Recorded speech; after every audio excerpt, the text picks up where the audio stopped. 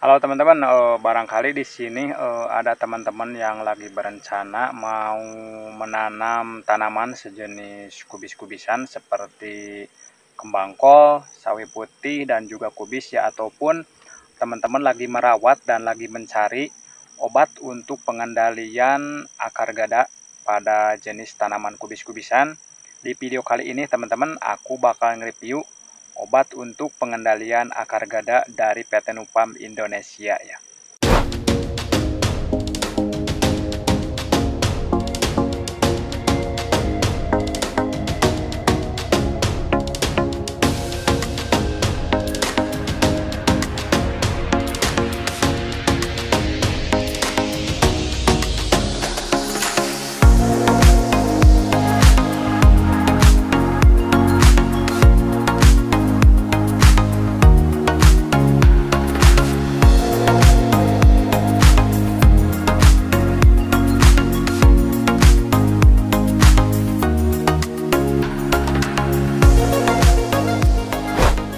Nah, inilah dia obatnya teman-teman. Ini namanya adalah Kirari ya. Fungisida ini kegunaannya untuk mengendalikan penyakit akar gada pada jenis tanaman kubis-kubisan seperti kembang kol, sawi putih, dan juga kubis ya.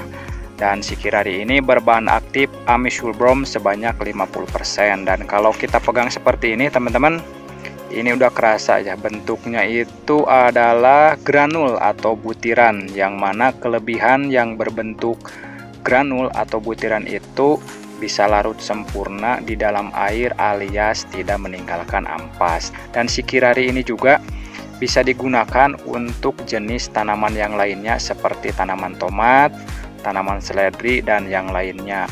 Kalau teman-teman pernah menanam tanaman tomat ataupun seledri, terus tanamannya ada yang kerdil ataupun layu, dan kalau dicabut akarnya itu ada semacam butiran-butiran gitu teman-teman. Nah, itu penyakit akar ya. Kalau pada tanaman kubis-kubisan itu namanya penyakit akar gada.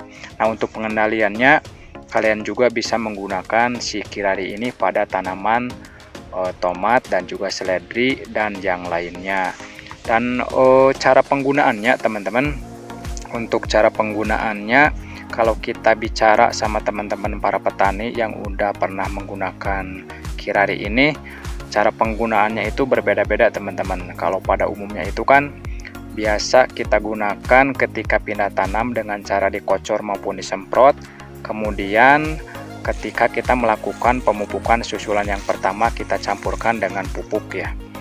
Nah, tapi ada juga yang ketika pindah tanam itu akar si tanamannya itu dicelupin pada larutan Kirari ini teman-teman. Nah, itu semua boleh-boleh saja, sah-sah saja, tapi menurut rekomendasi dari perusahaan itu untuk cara penggunaan yang baik dan benar itu mulai dari persemaian teman-teman.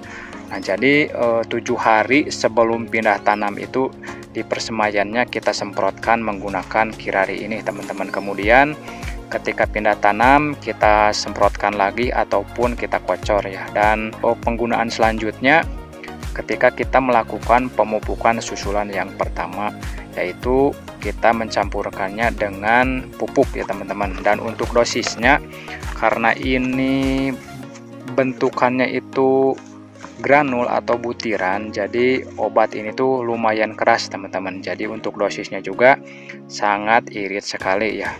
Dan rekomendasi dari perusahaan itu untuk kemasan yang satu bungkus ini, yang kemasan 25 gram ini, rekomendasinya itu untuk air 100 liter teman-teman. Nanti dicampurkan dengan pupuk ya ketika kita melakukan pemupukan. Nah, kalau di persemaian, misalnya kalau kalian melakukan penyemprotannya cuman habis 2 ember doang, kalian tuh bisa menggunakan seujung sendoknya saja teman-teman. Dan kalau untuk penyemprotan cukup 1 sendok makan tapi tidak penuh ya. Nah, jadi seperti itulah cara penggunaan dan dosis si Kirari ini teman-teman.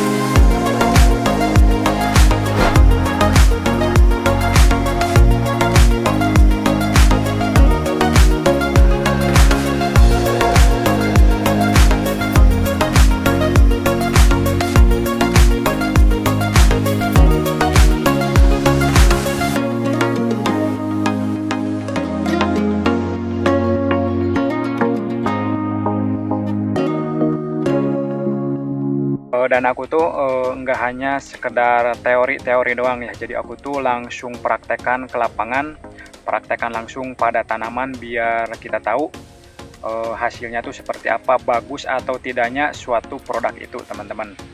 Dan nanti aku bakalan kasih lihat sama teman-teman semua hasil pengaplikasian fungisida Kirari ini pada tanaman kembang kol yang ada di belakang aku ini teman-teman.